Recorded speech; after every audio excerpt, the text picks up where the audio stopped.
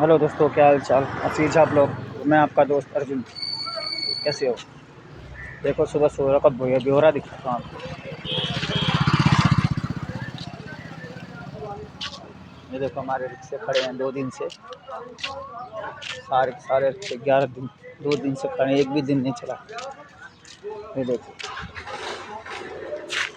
ये रहा नारियल पानी। ये 70 रुपये का एक नारियल पानी है।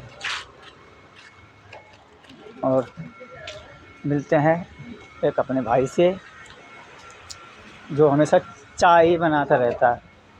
और देखो, चाय बना रहा है। देखो देखो, ये देखो। हेलो गाइस, कैसे हो? Welcome back to blog channel Ashish. आओ चाय पी लेते हैं। त्यार गाँव लोकेशन बता दो भाई।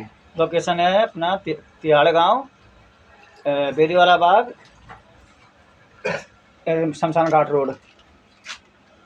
देखो, आगे चाय बनाएगा, फिर हमारे को पिलाएगा। फिर मिलते हैं थोड़ी देर बाद।